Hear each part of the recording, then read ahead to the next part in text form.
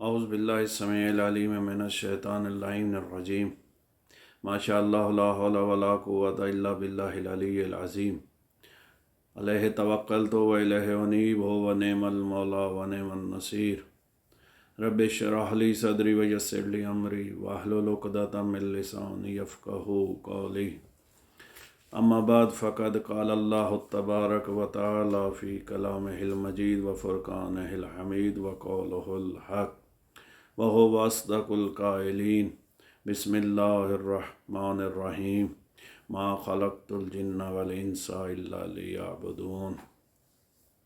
ماشاءاللہ، سب سے پہلے تو بارگاہ عزتی میں ملتمس ہوں مالک بحق محمد و آل محمد ہم سب کو اس مہینہ کے فیوز و برکات حاصل کرنے کی توفیق مزید عطا فرمائے۔ معصوم فرماتے ہیں خوش قسمت ہے وہ انسان جسے یہ ماہ مبارک نصیب ہوا اور اس نے اس مہینہ کی عزت اور حرمت کا خاص خیال رکھا۔ بدبخت اور بد نصیب ہے وہ انسان جس نے اس مہینہ کی عزت اور حرمت کو ضائع کر دیا۔ عبادت کے لیے یہ موسم بہار ہے، اس سے بہتر موقع نہیں، اس سے بہتر دن نہیں، اس سے بہتر کوئی مہینہ نہیں، کیونکہ یہی مہینہ ہے جو شہر التوبہ ہے، شہر المغفرہ ہے، مغفرت کا مہینہ بھی ہے، توبہ کا مہینہ بھی ہے، جہنم سے نجات کا مہینہ بھی ہے۔ تو آپ اس مہینہ میں عبادت کر کے، کیونکہ یہی وہ مہینہ ہے کہ جس مہینہ میں قرآن کی ایک تلاوت پورے قرآن پڑھنے کا ثواب عطا کرتی ہے، تو زیادہ سے زیادہ تلاوت قرآن پاک کریں، اس ماہ مبارک کے روزے رکھیں، نماز پڑھیں، عبادت کریں، چونکہ اس سے بہتر نہ موقع آپ کے ہاتھ آئے گا۔ خوش قسمت ہیں آپ کو زندگی میں یہ ایام، یہ ماہ مبارک نصیب ہوا۔ تو جس طرح انسان کی خلقت کی وجہ آپ سماعت فرما رہے ہیں کہ اللہ نے اس انسان کو فقط اپنی عبادت کے لیے بیکار نہیں بھیجا، بلکہ اپنی عبادت کے لیے خلق کیا ہے، اور اگر یہ انسان چاہے تو یہ فرشتوں سے افضل ہو سکتا ہے، اور اگر یہ چاہے تو یہ جانور سے بدتر بھی بن سکتا ہے۔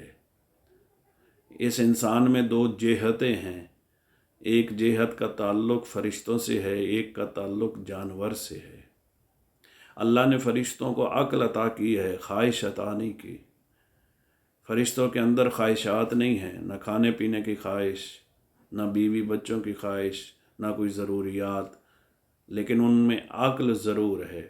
ان کا کھانا پینا، اٹھنا بیٹھنا سونا فقط عبادت خداوندی ہے۔ گویا ان کے پاس صرف ایک چیز ہے، عقل ہے، خواہش نہیں، تو عقل رکھ کے وہ اللہ کی عبادت کر رہے ہیں۔ اور امیر المومنین حضرت امام علی علیہ السلام فرماتے ہیں کہ جو فرشتے قیام میں ہیں وہ قیامت تک قیام میں ہیں، جو رکوع میں ہیں وہ قیامت تک رکوع میں ہیں، اور جو سجدے میں ہیں وہ قیامت تک سجدے میں، وہ اللہ کی تسبیح کر رہے ہیں۔ گویا فرشتوں میں فقط عقل ہے، خواہش نہیں۔ اسی طرح جانور میں خواہش ہے، خواہشات ہیں، کھانے پینے کی خواہش ہے، بچوں کی خواہش ہے، خواہشات ان میں ہیں، لیکن ان میں عقل نہیں۔ ان دونوں مخلوق کے درمیان یہ حضرت انسان ہے کہ جسے اللہ نے اشرف المخلوقات بنایا ہے۔ فرشتوں اور جانوروں کے درمیان میں یہ انسان جسے اللہ نے عقل بھی عطا کی ہے، جسے خواہش بھی عطا کی ہے، اس کے پاس فرشتوں والی جہت بھی ہے اور جانوروں والی بھی ہے، یعنی عقل بھی اس کے پاس ہے، خواہشات بھی اس کے پاس ہیں۔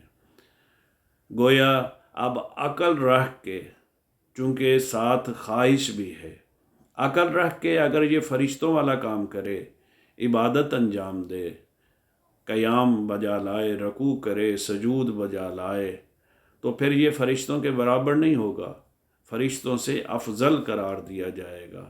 کیوں؟ چونکہ اس کے ساتھ خواہشات بھی تھیں۔ فرشتوں کے پاس صرف عقل تھی، یہ خواہشات رکھ کے، جانوروں والی ایک جہت رکھ کے یہ فرشتوں والا کام کر رہا ہے، تو خدا نے اسے فرشتوں سے افضل قرار دے دیا ہے۔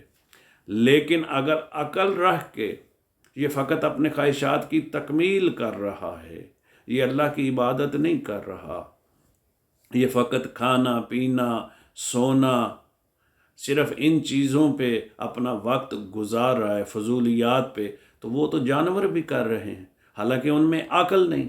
اس انسان کے پاس تو عقل تھی، فرشتوں والی جہت تھی، تو گویا فرشتوں والی جہت رکھ کے اگر یہ فقط جانوروں والا کام کرے گا تو پھر یہ جانور کی طرح نہیں ہے بلکہ جانور سے بدتر ہے۔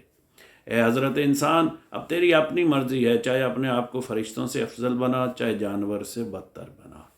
تو یہ بہترین موقع ہے کہ تو اپنے آپ کو فرشتوں سے افضل بنا سکتا ہے اس ماہ مبارک میں اللہ کی عبادت کر کے، چونکہ تجھے خلق کی اللہ نے فقط اپنی عبادت کے لیے کیا ہے۔ قرآن میں اللہ ارشاد فرما رہا ہے، خالق لکم ما فی الارض جمیعا، میں نے سب کچھ یہ تیرے لیے بنایا، یہ ساری کائنات تیرے لیے بنائی ہے۔ حدیث قدسی میں آگے خالق ارشاد فرماتا ہے، لیکن تجھے اپنے لیے بنایا ہے، پہلے تو اس طرح کر جس طرح میں کہوں، پھر میں خالق ہو کے وعدہ کروں گا کہ میں اس طرح کروں گا جس طرح تو چاہے گا۔ تو اللہ فرماتا ہے، دیکھ میں خالق ہوں، تو میری اتنی عبادت کر جتنا تو میرا محتاج ہے۔ اب انسان محتاج کتنا ہے؟ معصوم فرماتے ہیں، انسان ایک لمحے کے لیے سوچ تو صحیح، تو اس کا محتاج کتنا ہے؟ ایک سانس تیرے اندر جا رہا ہے، ایک باہر آ رہا ہے، ایک لمحے میں 2 سانسیں ہیں، 2 اس کی نعمتیں ہیں، تو ساری زندگی ان 2 نعمتوں کا شکر ادا کرتا رہے تو تیری ساری زندگی تو ان 2 سانسوں کے شکر میں گزر جائے گی، باقی نعمتوں کا تو شکر ہی ادا نہیں کر سکتا۔ یہ سورج، یہ چاند، یہ ستارے، یہ دریا، کسی نعمت اور کا شکر ادا نہیں کر سکتا۔ ساری زندگی تیری ان 2 سانسوں، کیوں؟ اگر ان 2 سانسوں میں سے ایک بھی رک جائے تو تیری ہلاکت ہے۔ تو گویا ان سانسوں کے شکر میں تیری زندگی گزر جائے گی۔ تو 1 مہینہ دنیا کی بجلی اگر استعمال کرتا ہے، 1 مہینہ ختم نہیں ہوتا، تیرے دروازے پہ بل آ جاتا ہے۔ کب سے اللہ کے سورج کی گرمی اور روشنی استعمال کر رہا ہے، اگر وہ 1 دن کا 1 لمحے کا بل بنا کے بھیج دے، کسی میں ہمت ہے وہ بل ادا کر سکے؟ لیکن وہ تو اس سے مانگ کیا رہا ہے؟ ایک مخصوص وقت کی عبادت مانگ رہا ہے۔ اللہ اس لیے کہہ رہا ہے کہ تو اتنی عبادت کر جتنا میرا محتاج ہے۔ اگر محتاجی دیکھی جائے تو ہماری تو صرف سانس کے شکر میں ساری زندگی گزر جائے، لیکن اللہ نے ہمیں کتنی سہولت دی ہے۔ چند وقت کی عبادت دے کے اللہ نے کہا ہے، اگر تو یہ واجبات ادا کرے گا، محرمات سے بچے گا، میں تیری ساری زندگی اپنی عبادت میں شمار کر لوں گا۔ اس کے بعد اللہ کہتا ہے، ہاں اگر تو گناہ سے نہیں روکتا تو کر لے گناہ جتنے کرنا چاہتا ہے، روکا نہیں ہے اللہ نے، لیکن دیکھ اتنے کرنا جتنے کل جہنم کی آگ کو برداشت کر سکے۔ اے انسان خود سوچ کہ جو جیٹھ ہار کی گرمی برداشت نہیں کر سکتا، وہ اس جہنم کی آگ کو کیسے برداشت کرے گا؟ اس کے بعد اللہ کہتا ہے کہ اے انسان، کہ اگر تو مجھے پھر بھی اپنا خدا نہیں مانتا تو جا میرے سوا کسی اور کو رب بنا لے۔ اب اس کے سوا رب بنائیں کس کو؟ ماں سوا اللہ کہہ رہے ہیں میرے سوا کسی اور کو رب بنا، میرے آسمان کے نیچے سے نکل جا۔ اس کے آسمان کے نیچے سے نکل کے ہم جائیں کہاں؟ اس کے سوا ہم رب مانیں کسے؟